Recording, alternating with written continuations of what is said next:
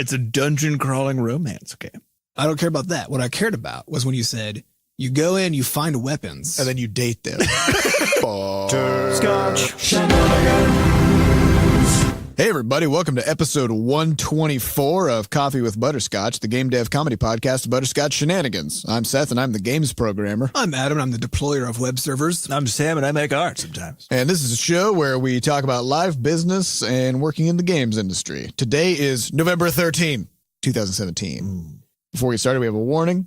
Anything can happen on this show. There will be profanity, and there's going to be lewdness. So if you are a child or under the age of 62, you should not be listening to this podcast. Also, I have a question, brothers.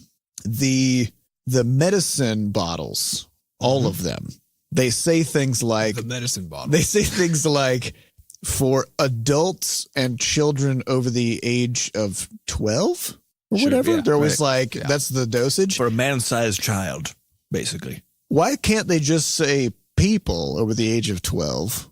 What's with the adults and children sort of combo phrasing here?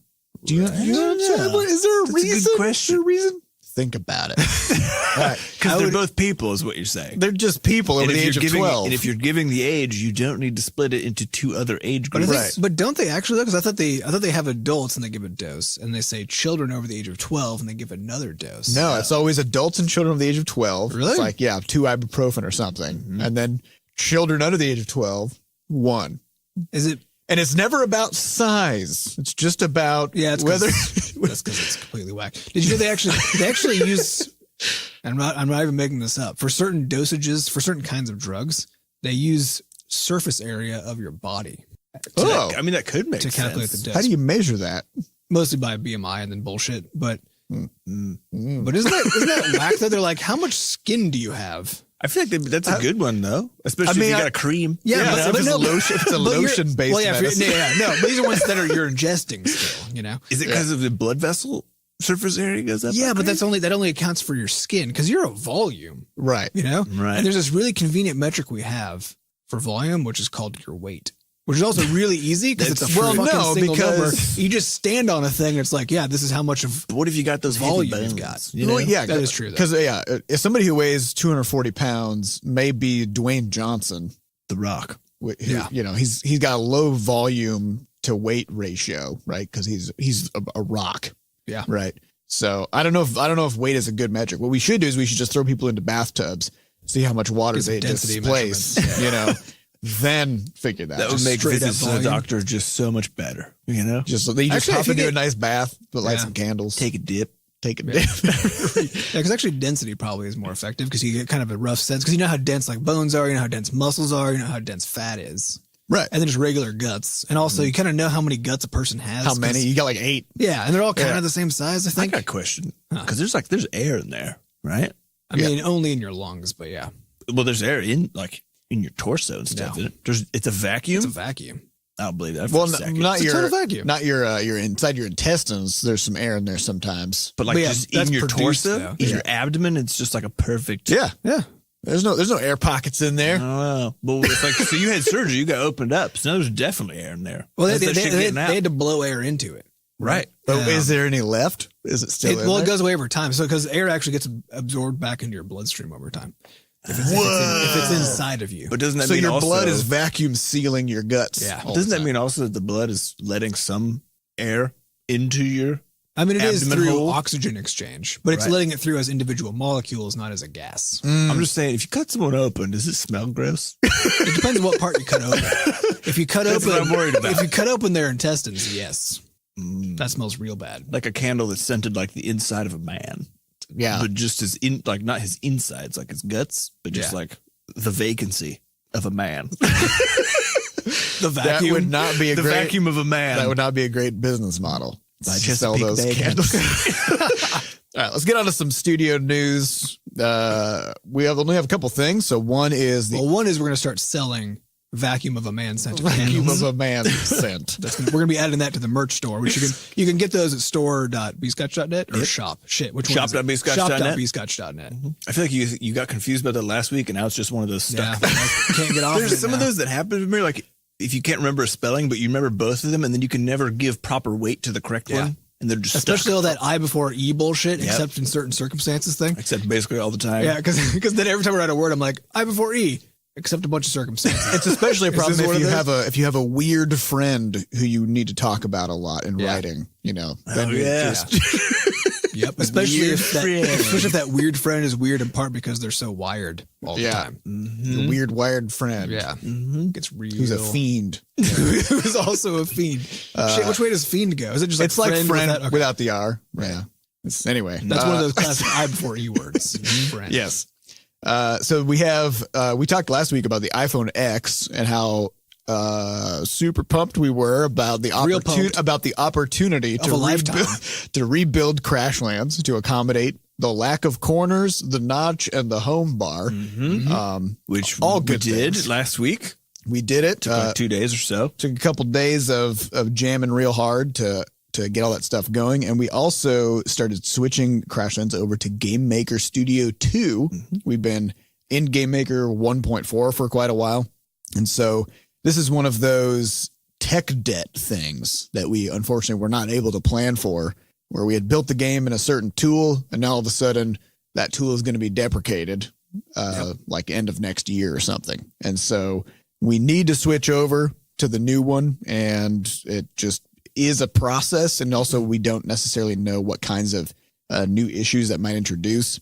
So we thought, well, while we're doing the iPhone X beta, we should just go ahead and make this switch while nip it in the bud. While we got beta testers. Well, for our Linux testing, we were already testing the Game Maker 2 version also. So we'd already kind of worked out a bunch of the kinks, and so it actually looks like it's in a pretty good spot. It's in pretty good shape. Just one weird thing where when people would try to place floor tiles, they would instead punch holes through the earth, which could be a feature. It happens to me sometimes.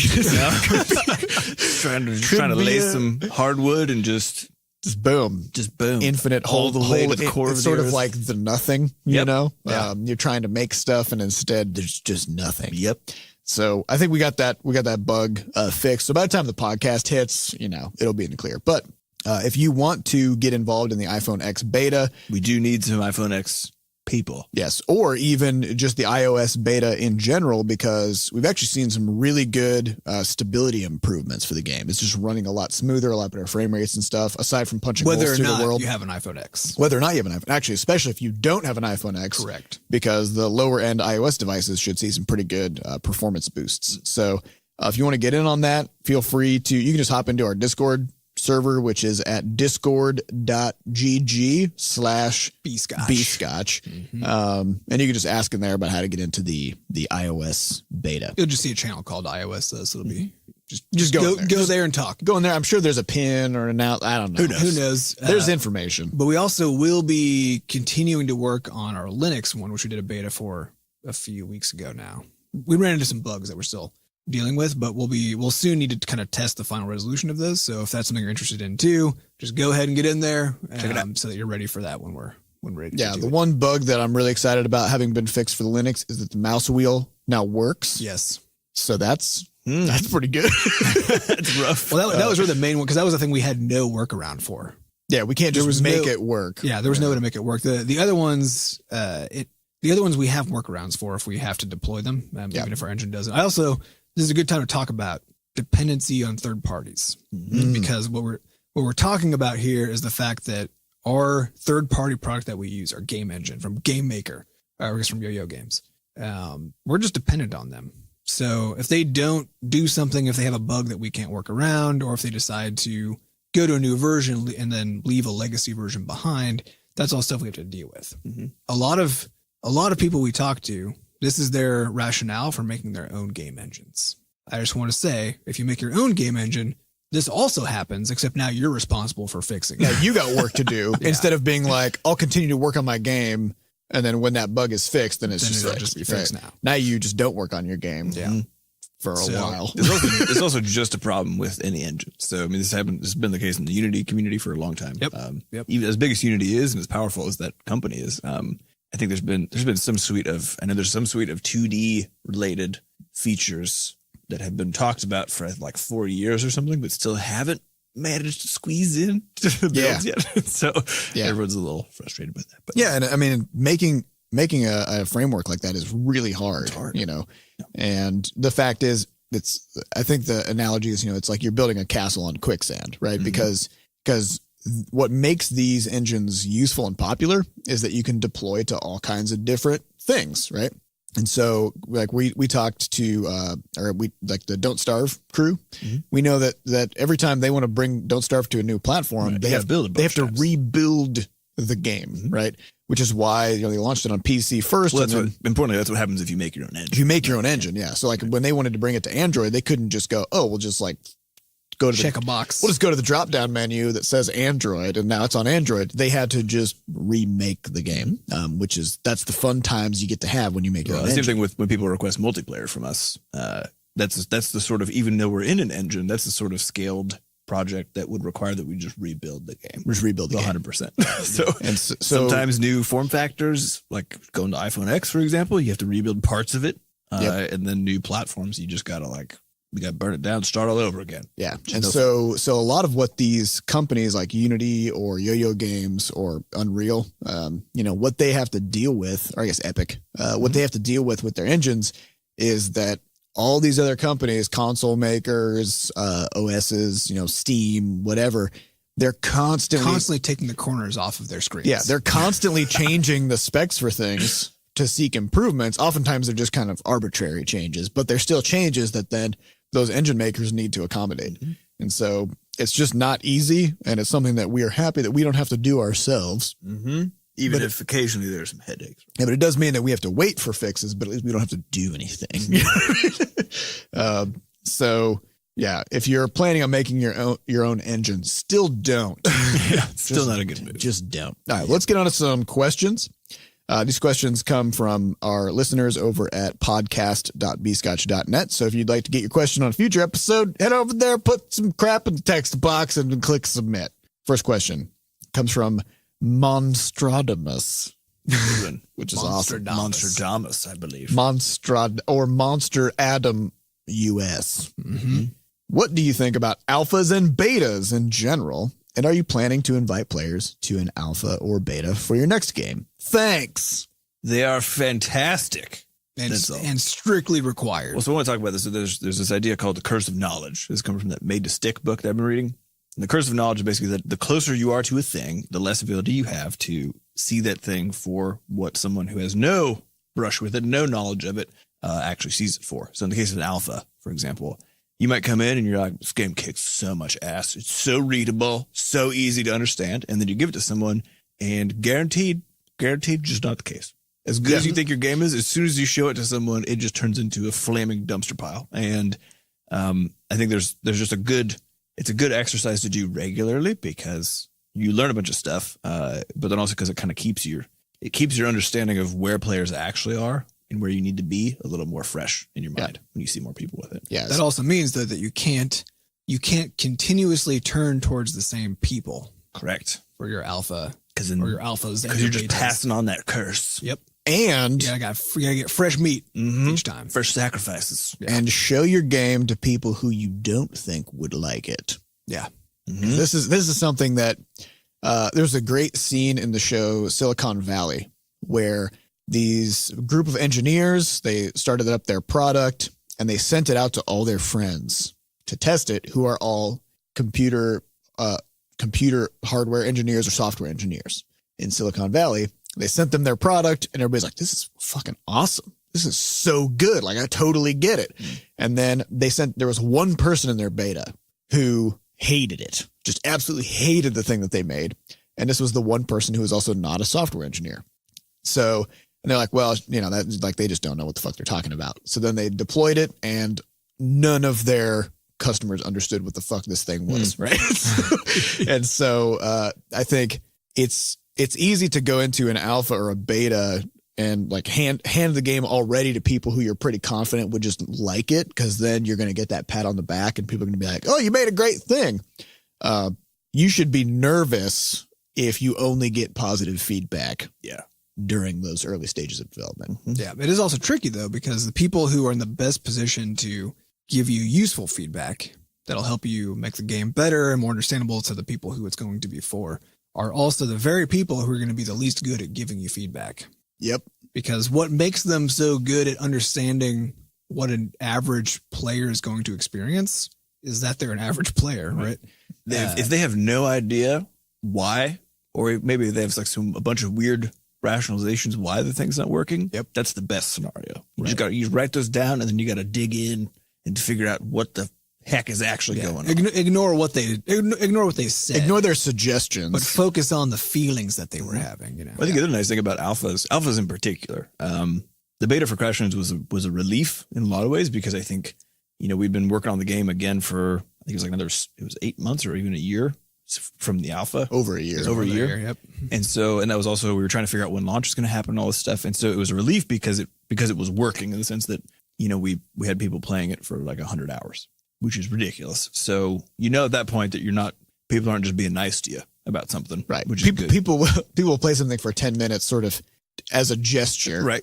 Right. So, nobody's going to dump 100 hours into your game. So there's besides just having the on the technical side, like the feedback, or even on the design side, the feedback, there's actually a good morale boost. I think that it's almost always come from doing play tests where it's really fun, even if it turns out that the thing is just not hitting the marks. It's an ego check and a morale boost simultaneously. Yes, and sometimes they are the same, which is kind of weird. But like it's because you get really excited because you're like, oh, we know why this sucks, which is a very different thing. A very different thing than just suddenly knowing that it sucks, but not getting feedback about it. So I really enjoy them. I think we need to do one probably sometime soon. Yeah. So I think in terms of our general philosophy, just the way that we approach this stuff is I don't really know what sort of the standard would be for what's an alpha and what's a beta or whatever. The way that usually beta means feature complete, but not content complete, but not necessarily content complete. Okay. We use beta as feature and content complete with the assumption that there are lots of bugs that need to be resolved or a few holes. Right. And for us, we use alpha to mean either feature complete but not content complete, or aspects of the game are feature complete and we want to test those aspects. Right. And so, but different people do mean different things. And so you need to be careful kind of what you mean. Yeah. I mean, the first alpha for Crashlands didn't have, that was before the story was in. There's only one biome. One biome. Story. We had all the systems in, but I think they ended up changing quite a bit by the time they hit. A few of them did. Yeah. No boss fights. Right.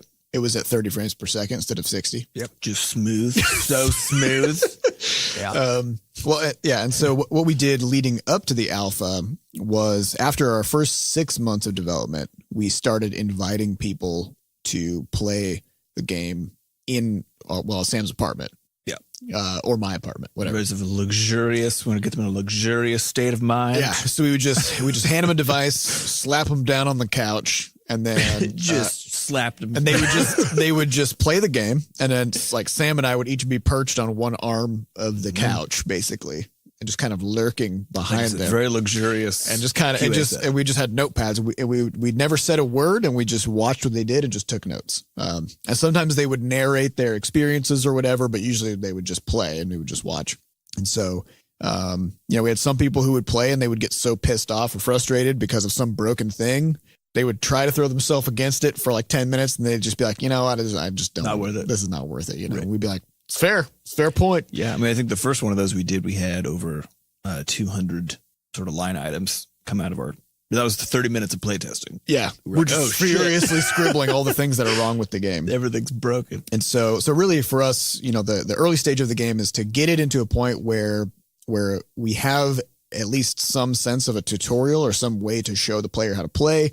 And that the core concept of the game is to a point where it's realized enough that somebody could play it and we can start to ask really hard questions about what works with that and what doesn't. Yeah, because things in a game are so interdependent that you can't get meaningful feedback until all those interdependent parts, as you think that you want them to be, are actually in place. Right. Because if you're missing anything and then you get feedback, then that feedback might become irrelevant the moment you actually add that thing. Yeah. And so there's a certain degree of kind of feature completeness that is required for you to get meaningful feedback from anybody. Yeah, we definitely felt that with Crashlands in particular. We had a few of the points from the alpha where people were like, I enjoy the gameplay, but I don't know why I'm playing. Like, it feels kind of pointless. Right.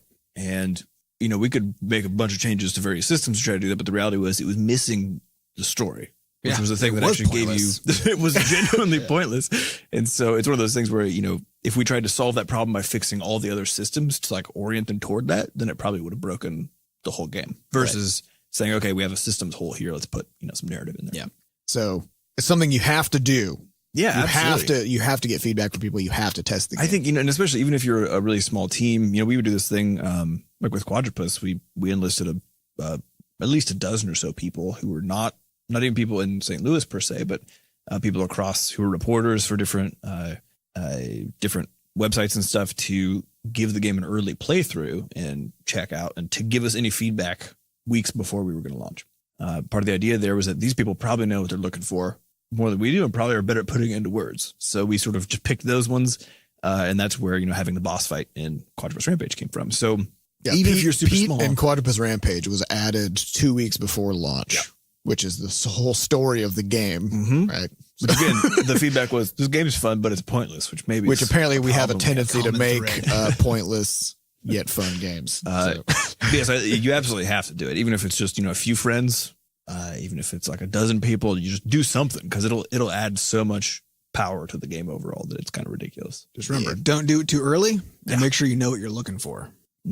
Otherwise, it's especially frustrating if you show it to someone. You're like, all right, so here's the deal. I know these systems are broken. I know the art in this particular area is garbage. Yep. Don't worry about those things. And then they just get like hung up on something. Yeah. Well, and that's the thing is like, shut up. Yeah. Well, if that's the case though, then don't show it. Yeah. Right. Like if you have to hedge it in all these different ways. Well, there's another thing that people do when they show people their games, which drives me insane, which is they tell people how they should feel about things. So they'll hand somebody a game and they'll be like, here comes the good part. Oh, it's going to be so cool. And it's like, no, kind of like watching a YouTube video with a friend, you know? Yeah, like when exactly. They want to show you one. It's like, just let it speak. Let it do its thing. It's like, no, you don't get to tell the player how they're going to feel about the game. That's the game's job, right? And so just don't. Yeah, if you find yourself wanting to say anything when you're doing an alpha or a beta or showing your game at all, if you find yourself wanting to say something, then you failed. And write that down because that's something you got to fix. Yeah, you got to fix that. Yeah. That's one of the bugs in your. We tend to let people struggle for at least like 3 to 5 minutes on a particular thing before we're like, okay, you just hit this button to fix it. Because and then we write that down. Yeah, then we're like, okay, I gotta fix that. So because we also want to see what people try, like what kinds of things are they going to do or what do they expect to happen? Because the way that people struggle to solve problems when you haven't done a good job of explaining things is actually very informative as to what kinds of solutions people are going to look for. Yeah. It reveals people's expectations. Yeah. All right. So let's go on to the next question. It's from Angry Muffin, who says, in episode 84, you talked about how difficult it is to name and categorize your games. Have you thought about how to describe Scuffle Buddies yet? Yes. Or is it still too early? I've been thinking about it a lot. Pretty sure I know how to, but I'm not talking about it yet, just in case it's a bad idea. So, well, I want to talk about the problem of categories just in general and what it means to be in a category. Yeah. I'm a firm believer that if you have no category at all, you're better off than having any particular category. Because you're creating a category. Yeah. I'm dubious about that. I know. This is an argument we have constantly. Yeah. But it's good. Like, it's good to have those two sides. It's good to have those two sides. Well, so the idea behind categories is that people have only a certain amount of shelf space in their brains to hold certain things of certain categories. So if I said to somebody, you know, hey, name 5 crafting games, they'd be like Minecraft, maybe Terraria, maybe Don't Starve, maybe Crashlands, probably not though, right? We're far down that list. And anything beyond that is going to be essentially random from person to person. But there's always going to be a few games that are just there on everybody's list in that category. And if but you that look, isn't true of like an RPG. Who's gonna have the same items in that list? True.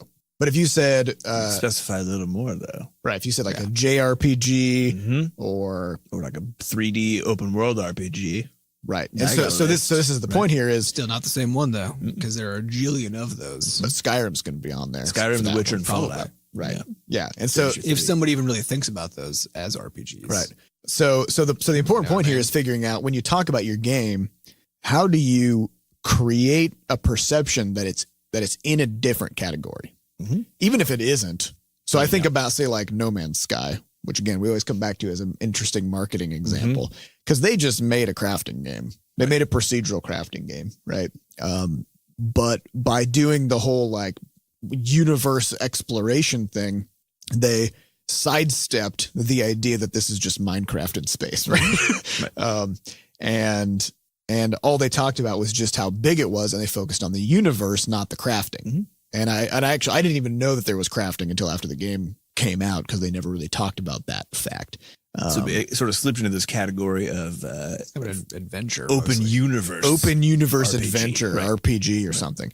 Yeah, and so I think the difficulty that we had when we were marketing Crashlands was we kept bumping into sort of there's this ceiling in the crafting category that.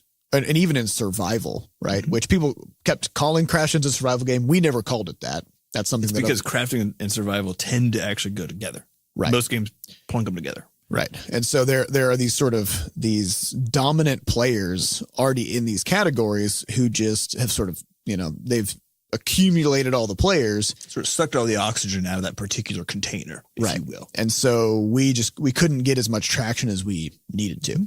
So when it comes to Scuffle Buddies, we can't yet talk about what category we will put it in, but we're going to try to find a way to sidestep people's preconceived notions about what kind of a game this might be or what its competitors are, because the fact is, it actually is going to be incredibly different than anything people have seen. Yeah. The challenge is going to be convincing people that that's the case. Well, so yeah, but the other challenge, which is the idea of where categories are very useful, is because you need something when you're marketing a game or you're marketing any idea, there's the combination of both familiarity and surprise that you want to have. You want to have both of those things put together. Because if something's completely outside the realm of what someone's thought about, then it tends to be much harder to figure out. It tends to be much harder to simulate whether or not you'd enjoy it, right? Yeah. So if you said, okay, here's a sports car that, goes 0 to 60 in 2 seconds. You're like, cool, I have an idea of a sports car, neat. If I was like, here's a sport wagon that has a rocket booster on the back of it. Also, it goes over waves like it's a boat. Actually, it's a wagon boat. Are you in the market for a wagon boat? You're like, I have no fucking idea. I haven't really thought about it. So it does sound interesting. It does sound pretty dope. But your ability to simulate, like, if you would enjoy it, kind of gets hampered by the lack of an actual categorical understanding of that thing. Yeah. So my whole argument, though, is that genres as categorization tools don't actually provide information. They are weak. Yeah. Which means that the best that they can do is make somebody have the wrong idea about your product. Well, there's another interesting part about genres for games. So if you think about genres for movies, so we saw Thor this weekend, or Sam and I did. Adam, I don't know. I don't know. He didn't make it. My wife is still catching up on the MCU, so I'm waiting until she gets there, and then I will be watching. To be fair, I thought I was caught up, and then they were talking about a bunch of stuff, and it's like I have no idea what they're talking about. Well, I am otherwise caught up, though. Yeah, they did a really good job in Thor of just sort of allowing you to start. I think they acknowledged that the previous 2 Thor movies are kind of bad, so they just they're like, let's start fresh, and they just made a couple references back to them, but to the point of like dismissively almost. So that was good. But I think there's an interesting thing that Thor did, and I think Guardians of the Galaxy is doing as well, which is previously people would just be like, superhero movie. It's a superhero movie. What you do is you got a character with superpowers and there's a villain and they punch the shit out of each other in the end credits, right? With the modern superhero, like there have been so many superhero movies that people are starting to go, a little fatigued. People are like, what can we do with this? So now, like the new Thor movie, it's a superhero comedy.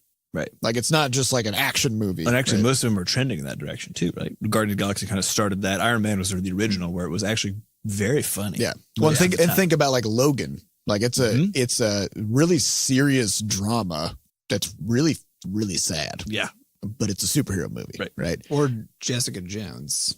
Right. Which is it's a real gritty kind of crime. Like a noir. It's like a private eye. Yeah. Show where she just happens to also have a superpower that they underplay the shit out of. Right. Yeah. Because it's not about that. Right. 'Cause she's real strong, but she also is very breakable. You know? So like she'll have a broken rib one episode, and like the next 2 episodes, she's just like, fuck, ow, my rib, which is not something that happens to superheroes normally. But I mean, like if you were to take that as an example, there's some sort of horror elements, there's some sort of romance elements, because of course it's not, you can't just encapsulate the thing as a superhero movie or as a noir or whatever. And if you did, I don't believe that that's good. I just don't believe. The thing is, I don't quite agree, because I think it's really easy for people to get understanding. So if I said, for example, like you start with the initial genre, which is the superhero genre, right? Started a couple like decades ago. I don't like superhero movies. Well, maybe you do. No, I'm not listening anymore. Right? That's totally possible. That's a problem. But I think that's where you start. If you start piling these things together,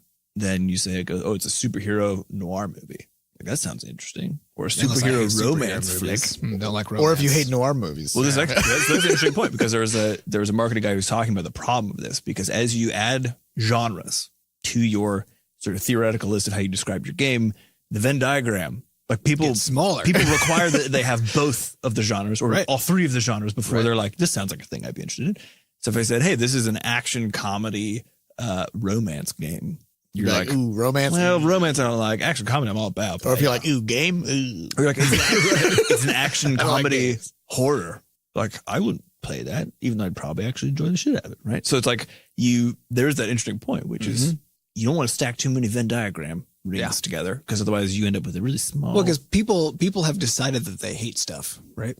That is and both true and weird. Yeah, right? and I have presumably sort of a socio-cultural product, which is that I'd have no interest in romance as a genre, right? But it's actually, as I've talked about with my wife, it's because I grew up thinking it was a bad thing because everybody told me that it was.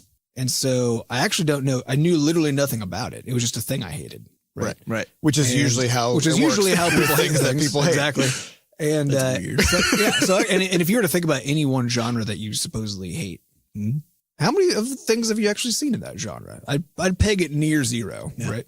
Horror movies I'm good on. Saw enough of this. Like, but a lot of them are actually comedies, and like, but there are certain things obviously that once you have seen or even just know the content of, you could know that you're going to hate, like say torture movies or something, right? That's unambiguously fucked up. And if you're into that kind of thing, questionable. Just don't. But so there's the thing that bugs me about genres is that they convey no information, and they give people things to hate. But they give people things to hate. But I guess the thing is, like, the question is the problem with the genre or with everybody else? No, it's with everybody else. But that's the problem, is that's who we're selling games to. So, everybody? It's people. Damn it. Yeah. But because I always think about this from my own perspective, because especially my sort of gaming background was never ever focused on genre as a thing. I liked certain kinds of play styles. So I liked first person shooters, right? That's kind of how I like to play games. But I don't like, like Battlefield and these like really big military kinds of games. I prefer like Half-Life and that sort of stuff. So I kind of, for me, it was always this vibe I was looking for, where the sort of like you're playing as the main character, where you're kind of like fighting stuff in this first person view, and it's kind of this fast twitch kind of a game.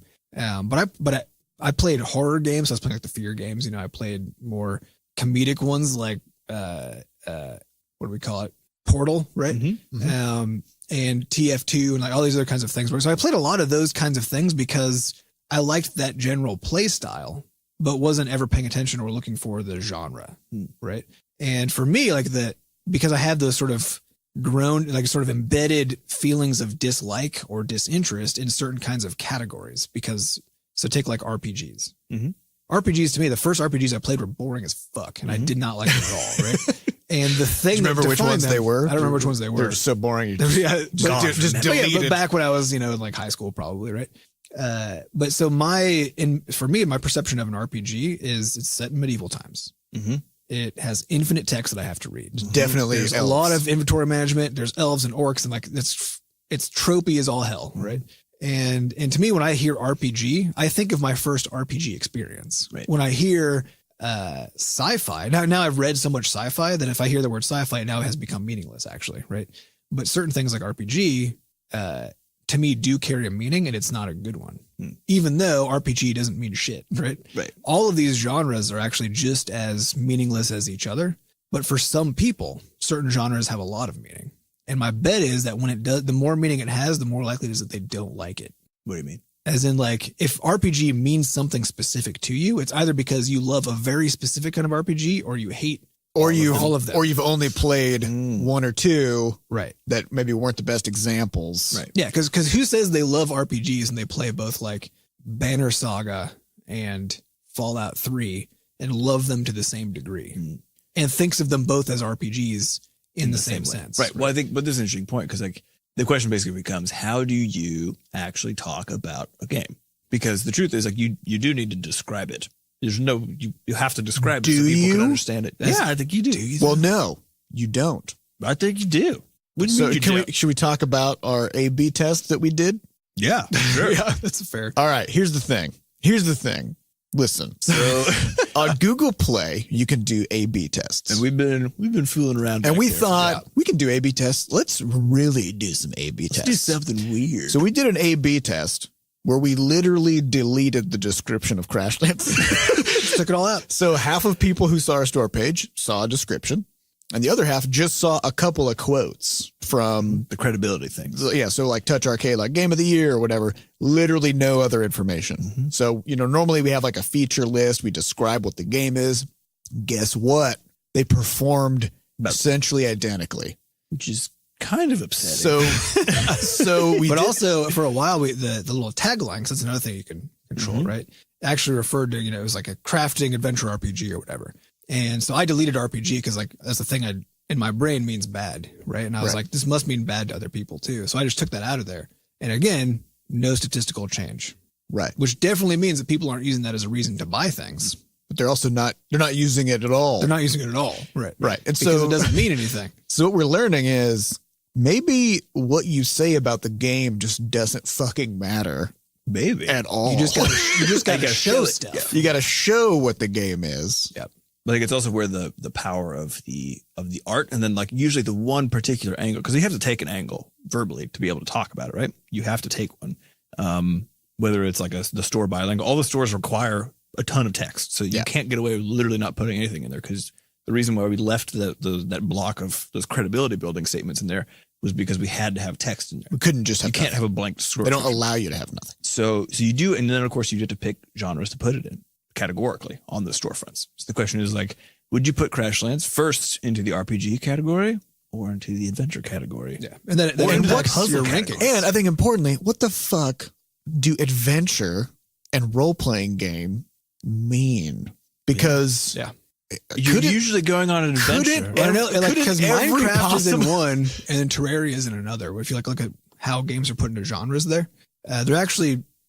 It's basically random. Yeah, but like if you go into the role playing game section of say Google Play, it ranges from like Final Fantasy to Crashlands to like you're a hairstylist at a salon. Right. Yeah, because those are all role playing. Those are all role playing games, and that is a completely fair label for literally any of those. Just as it's a fair label for every game. Right. So why use that as a category? Well, same with adventure, right? The whole idea, like a fucking match 3 puzzle game is an adventure.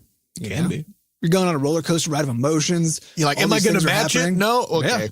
Yeah. Exactly. Well, I mean, the interesting thing is that when you start blending the genres, though, is usually where the fun mechanics come out. So I think of, You Must Build a Boat, for example, for just a phenomenal version of this, where it is a match game. It's a matching puzzle game, but it's actually this RPG adventure.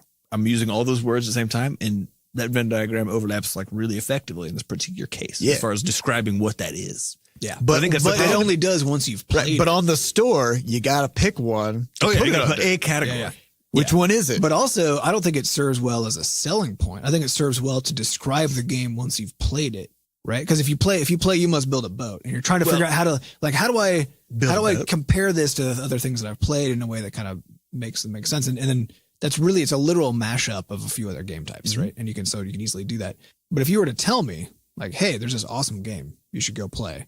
It's an RPG adventure match 3. I'd be like, talk about this real quick. No, thank you. A game we mentioned a few weeks ago, just to sort of test this idea, because Kit Fox's Boyfriend Dungeon, right? Yeah.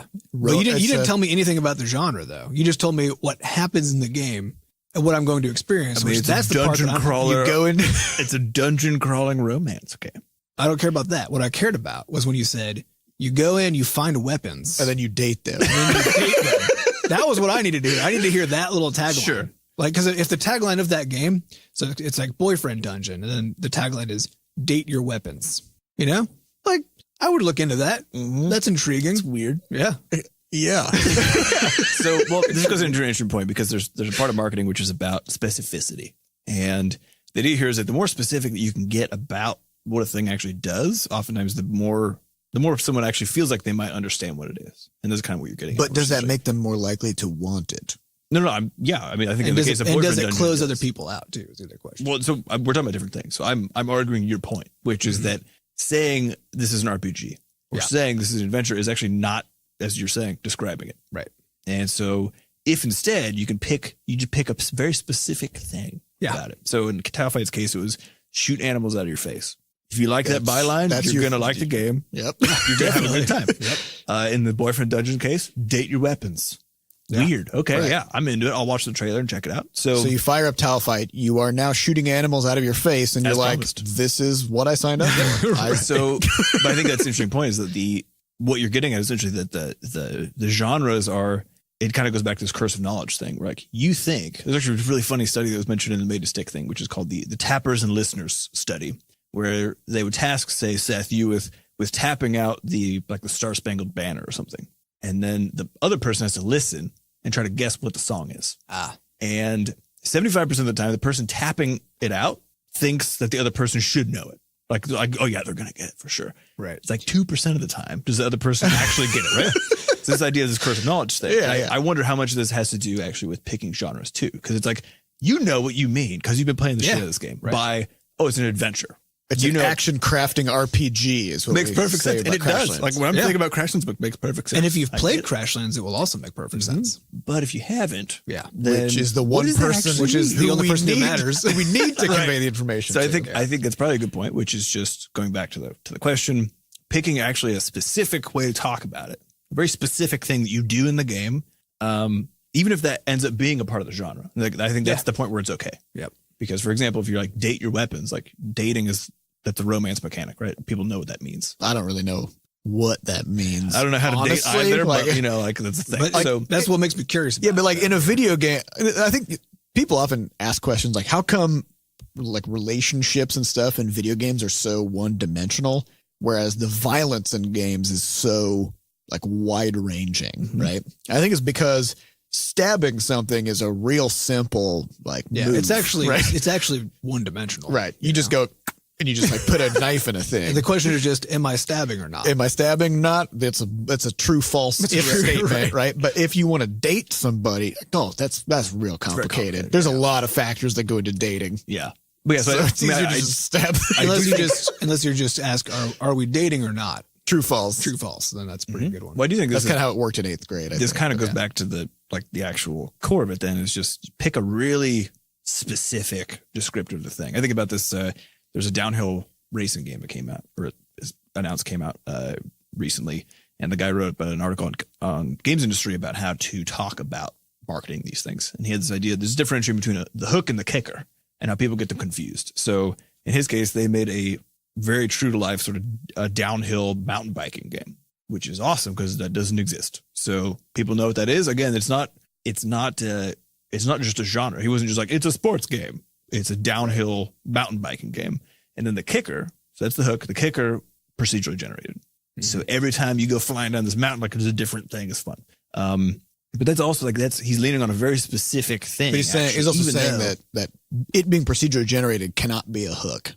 Correct. Because that's old. So that's old many news games now. have that. Yeah. But I think that's the point is that if you were to describe it, say, as a sports game or just a biking game, right, then you're not getting the point across, and maybe that's what it is. And I wouldn't care about a biking game, but if you describe it as like I get to bike downhill, I'm thinking about like avoiding obstacles and stuff. Because if you just call it a biking game, I'd be like, what? So I'm doing like pedaling. Yeah, right. Like what the fuck? What is that, delivering newspapers. Right. Yeah. No, if it was a newspaper delivery game, that might be intriguing. Slash obstacle course. Yeah, right. So I think be specific and try to find a thing. This is what we talked about last week, which is find a thing that you can talk about that people just naturally get excited about. I think this is where Crashlands has been our marketing bane of existence, Correct. Which is that it has a whole bunch of fun stuff in it, but there's not a thing that we or anybody else has pointed to that says like, that just sort of in some way encapsulates it. Mm-hmm. You know, there's no. Well, I even remember when we got into PAX 10, Tycho, one of the guy from Penny Arcade, so he played it and he wrote up a little blurb about it, and it was just like it was essentially the same problem we had been having, which he was like, I can't describe this game because it has everything. Yeah. He's like, it seemed like they had so much fun making this game that they couldn't stop like adding cool stuff to it. And that was it. Like he couldn't. Yeah. Which can be okay though. Like that could totally be okay. But if all we had, like if it was the case that so Flux only interacts with things by slapping them, you know? So which kind of is a good way to boil down that game. Yeah. Because actually it's just, you just slap stuff, right? So if we could find a way to take something like that and just make a tight little message that's actually, like slap the world, right? Yeah. You know, maybe we can make that intriguing again. Like we talked about, I think it was last week about that Death Road to Canada, which again, you could describe that game in its entirety. Apocalypse game. Sounds completely uninteresting until you pull in the line. It has dogs that drive cars. Now I'm on board, right? And I think is that the hook or is that the kicker? So I think it's both in that case. Yeah, that was just good. Yeah. But I think that's the thing is like Crashlands was designed just to be a great gameplay experience. Well, you can also mix overall. So in the case of Death Road to Canada, it's like you could say this is a post-apocalyptic party-based RPG where you have dogs that could drive your car. Now it's like, bah! Like I gotta say though, specific. You actually lost me though. Maybe I did because I got so bored with all the because the hook isn't that it's a zombie. It's the dog could drive your car. Yeah. I was like, because you basically said. This is a terrible tropey game that also has dogs in it. It's a good idea. It's a good idea. So this references the idea of not burying your lead. Yeah. Right. So in if headlines it bleeds, case, it leads. Well, in headlines case, it's like don't give me all the backstory about what happened. Tell me what happened first, and then give me the backstory. Yeah. You got to pull Tarantino. Yeah, Tarantino. Tarantino. Everything you do, you just like dogs drive cars in this game. Also, it's a party-based RPG. Because that's a further detail. Have your dog, if it was like, have your dog drive you through the apocalypse or something, you're like, yes. Yeah. Sign me up. So, all right, let's get on to. Hey, we should maybe try some taglines with our Google Play A/B testing with Crashlands, just weird ones. I'm down. Slap the world. I mean, the fact is, we could probably delete them entirely and it wouldn't matter. Yeah. It might not. We should actually have one that's blank. Just replace it with a single space character. Or just a smiley face. Or that one with a really, really long face with like a dot on one end and underscore and a dot. So you pull it up, it's just his face. Looking at you. All right, so let's get on to next question, which is from Woland77, and I don't know if we have an answer for this one. So all right, hit me. Woland77 says, "You talk a lot about passions and chasing yours. Do you have any advice for people who have not found their passions?" I just want to clarify that I don't have one. Also, me. Yeah, we don't actually.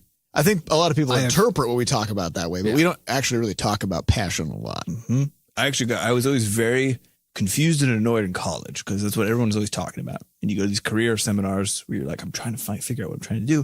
And they're like, just find your passion. And I was like, do I not have this? Is this not a thing I have? And what I realized is mine is a general diffuse version. I don't have even games. Like I don't have a particular thing where I'm just like, I love this so much that this is just what I'm all about. It's actually the doing and the process oriented around the doing that I really, really enjoy. That's sort of where the nebulous passion lies, which no one talks about that being a possibility. That you can just love executing, or that you can love like process orientation. Yeah. Well, I think the framing that people tend to use with passion is they pick a thing, playing piano, as opposed to a way. Whatever. Yeah, as opposed to just kind of a way of living. So there's a book by the astronaut Scott Kelly. It's called Endurance. I just started reading it, but he was the astronaut who spent over a year in the International Space Station. And at the outset, I started reading this book and I was just like, wow, this is very telling, because apparently he was a terrible student, like straight Fs, because he didn't give a shit about sitting in a desk and reading. All he ever wanted to do was go outside and like crash things and like ride bikes really fast and jump off of stuff and like crawl through things he wasn't supposed to go into. And of course he was a problem student, right? Nobody wanted him around. The teachers just ignored him because he never gave a shit. And it turned out that where other people would see that and they'd be like, well, he doesn't care. Like he doesn't have a passion for anything. And it's like, no, he just likes to go take risks. Right. Like he has a passion for risk taking. Right. Which that's like, that's not, yeah. So it's more of a concept. It's more of just like a way of living. And it's not about playing the piano or something like that. It's just whatever he could do that kind of tapped into that thing that he liked. And the beauty of having a passion for a way of approaching the world just in general is that now you can go do almost anything. Yeah. And actually, and as long as you're still keeping the part of the, still focusing on that part that you really care about, then now you can do anything. You're not restricted to being in one industry or in any particular domain. You can be a guy who loves almost dying while riding a bike and then become an astronaut as a consequence. Right. Because they're actually very closely related. Yeah. And I think, presumably he also loved to work really hard though, because that's another requirement for. He didn't though. I mean, it's not about loving working hard. It's about just feeling like the thing you're doing is interesting and fun. Right. Yeah. I think we've talked about this before about the misattribution onto discipline as being the important thing. When it's like, you need to find the way to do things that doesn't require that you're so disciplined. You're battling it all the time. Or that they're quote unquote working hard. Because like we put in a ridiculous amount of work here, both in terms of focus. Like whenever anybody comes to visit, they're like, what? It's just silent. People are just crunching. You just hear keyboard clacks. Yeah, but then everybody gets up at 4 and like goes to the gym and leaves. Right. Yep. And maybe reads at home, does some work at home, but like the feeling of it is not, it doesn't feel like it's hard work, if that makes sense. And I think it's because of the way that it's approached.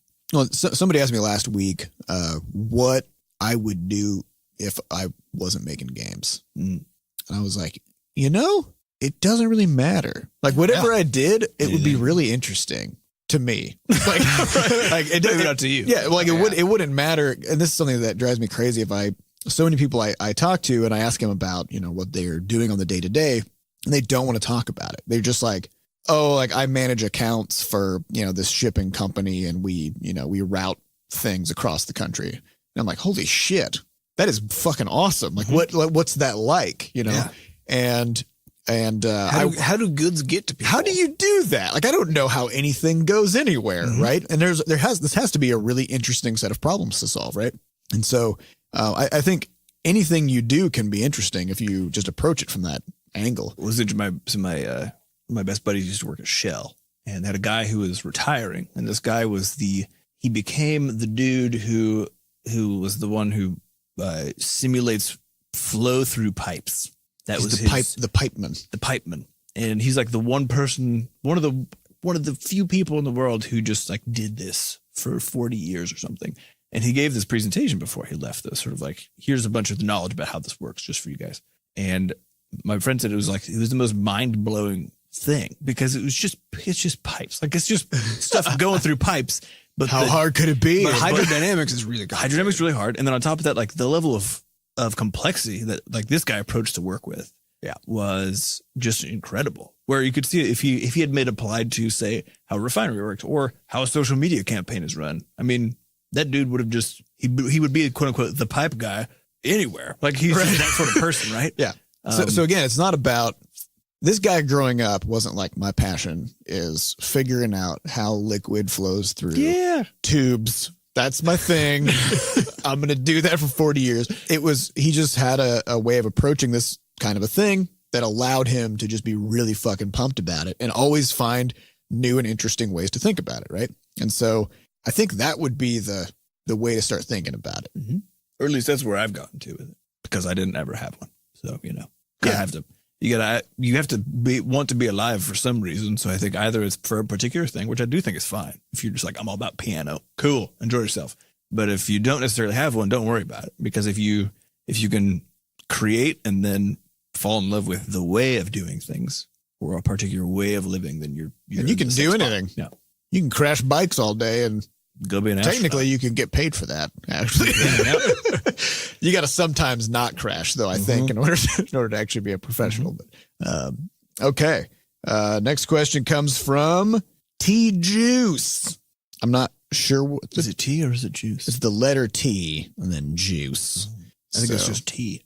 Could be tangerine. It might just be tea. I think it's just tea. Tea juice is just tea. Hello, Butterscotch Bros. What is your recommendation for getting into PC and web programming? Is college a good route to get started towards game dev while still being able to snatch a job in an effort to provide for your family? Or is getting a job part? Or is self-taught better due to cost? Before we hit this, I want to point out that this is a recommendation for PC and web programming and game dev. Yeah. Which is a lot. We're spreading too thin here. Yeah. Because game dev is not programming. Right. Game dev is it requires simulating entire universes with your mind. With your mind, converting that into programming. Yeah. Programming is just the tool that you use to make the games. Well, it's one of the tools. It's one of the tools. But just being able to program doesn't mean you're going to be able to make games successfully. Yeah. There's other stuff. Yeah. So the question is, when it comes to learning programming versus learning game development, the question is, do you want to have to learn everything or just programming? Right. Well, I think a better question too is which one gets better support from a formal education structure? Yeah. Game dev does not. Game devs did not, from what we've seen. Yes. Yeah. If you go into any kind of a formalized game development program in any school, you will walk away knowing nothing. Yeah. Virtually guaranteed. And it's also the case that there are some good ones. We shouldn't say like. That's why I said virtually. I'd say, but there are few enough that statistically speaking. Yeah, but I think importantly, becoming a good game developer requires you to strive toward mastery over a huge number of disciplines, including psychology and storytelling, and you have to understand music to some degree and how that works. It's kind of a lot. Programming, all this stuff. And if you go to a game dev course in college, they're going to only focus on just the building parts, which is what we've seen so far, without pushing you toward the other things. And it also puts, from what we've seen of students in game dev courses, it puts them into a passive state where instead of aggressively going after this knowledge, they sit around and wait for somebody in there, for a professor to hand them the knowledge that they need, which is how people tend to approach school generally, but I think it's not, I don't think it's in your best interest to go into a game dev program. Agreed. Is that controversial? I don't think so. So when it comes to actual programming, there have been times where I have wished that I had some kind of formalized training, but also knowing what I know now about what kind of training you actually get in college, I don't know if that actually would have been good. I think the important thing again is actually to look at your approach, which is if you're using a course in any one of these disciplines, whether it's game dev, design, art, music, whatever. If you're using the courses as the sole basis for your education, then you're wrong. You're just like, you're going to not be good for making games. If you instead are using it as this sort of augment, because for example, you don't know how kickstart. Yeah. You don't know how algorithms work. So you take an algorithms course. And then instead of just doing the work for your algorithms course, you're also say applying that to a game project you're working on at the same time. Now you're in the place where that knowledge becomes actually something very useful because you're using it more so as like a Kickstarter than the end all be all. And I think that's basically what appears to be the mistake that a lot of people make with their college degrees is thinking that period. Yeah, it really is just thinking that is the knowledge when in reality it's barely the basics for what you need to be doing in order to be really effective. Yeah. Yeah. I would argue that in my experience, what I learned in college nowadays, looking back, feels like something like 1% of the knowledge that I now have, sort of in retrospect.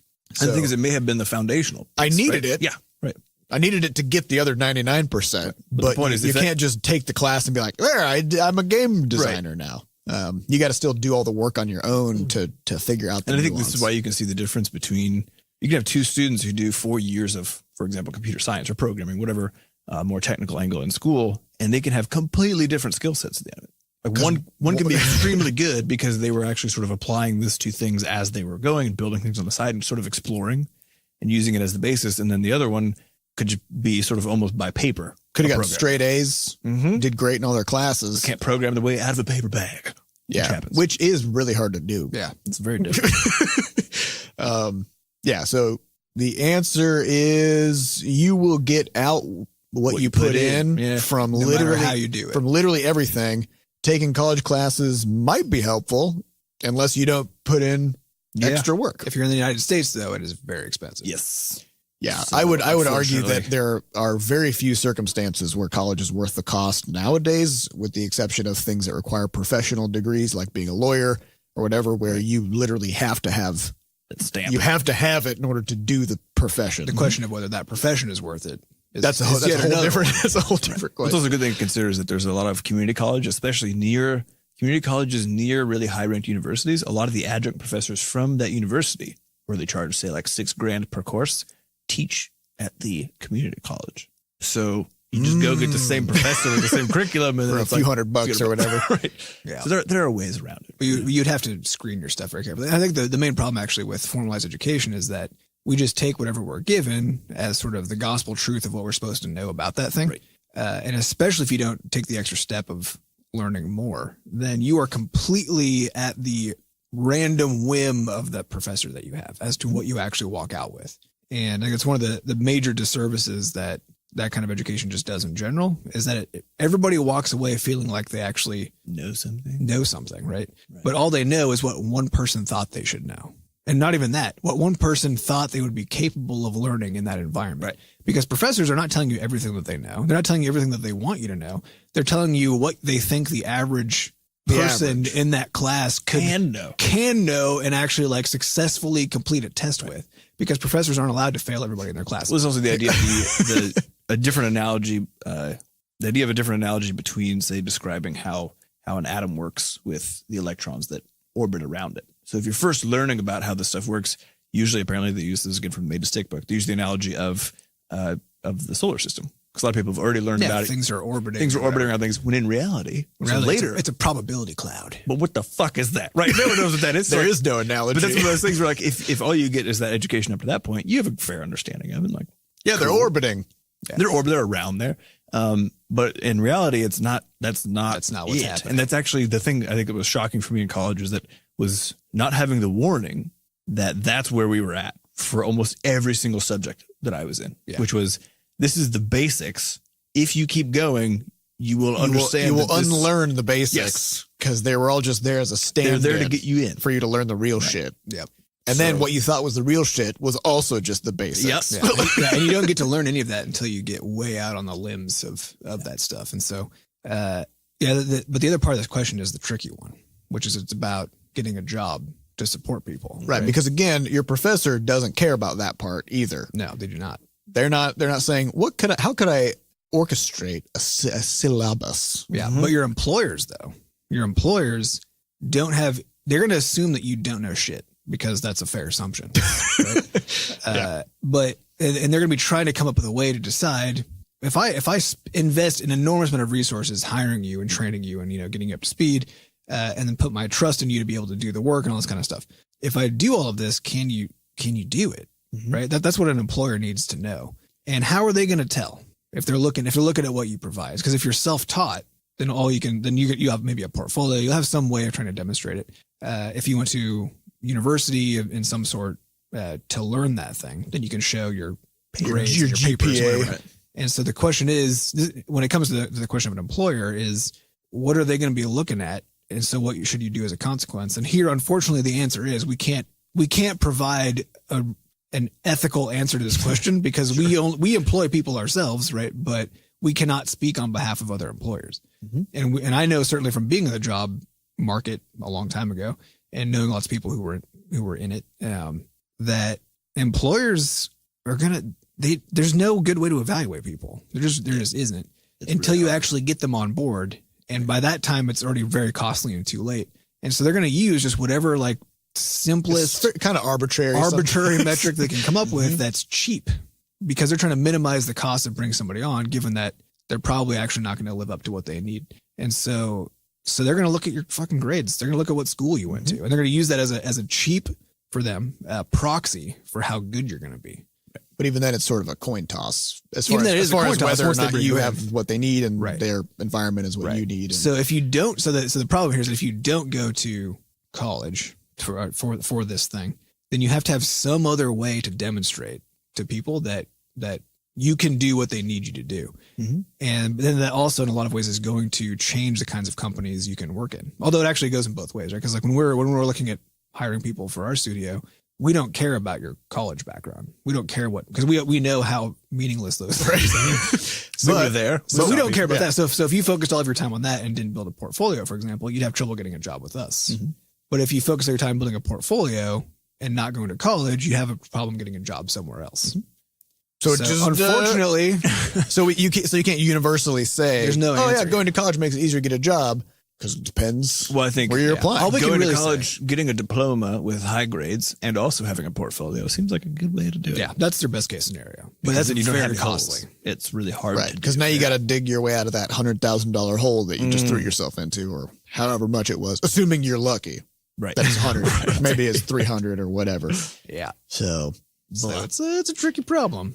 So the short answer is the short answer is it will be much more cost effective if you have the discipline to learn yourself, and you'll actually learn a lot more given that same period of time, because you're not only learning what people are telling you, you're learning whatever you want as aggressively as you want. But that requires you to be in control of yourself, which most people are not. That's people fine. are not. So if you need the structure of some courses, do that. But then also aggressively pursue your stuff. And aggressively pursue how to get control of yourself. Just be really aggressive. Be aggressive. Okay? But in a positive way, toward your own ambitions. Yeah. Not toward other folks. No, not at stuff like that. Yeah. All right. Well, I think that's all the time we have. So we'd like to thank our studio wrangler, Monique, and our producer, Fat Bard, for putting this episode together. We'd like to thank the Butterscotch dev team for having our backs while we record this podcast. Special thanks to our community moderators who keep our Discord and forums running. And if you'd like to get more involved in the Butterscotch community, you can hop over to our Discord server, which is at discord.gg/bscotch. Come say hey. And if you'd like to adorn your bod with our dope-ass merch, you can head on over to shop.bscotch.net. Or if you'd like to send us some stuff to adorn our bods with, then you can send it to our mailbox, which you can find at mailbox.bscotch.net. Thank you all for listening, and we'll see you next week. Bye. Bye.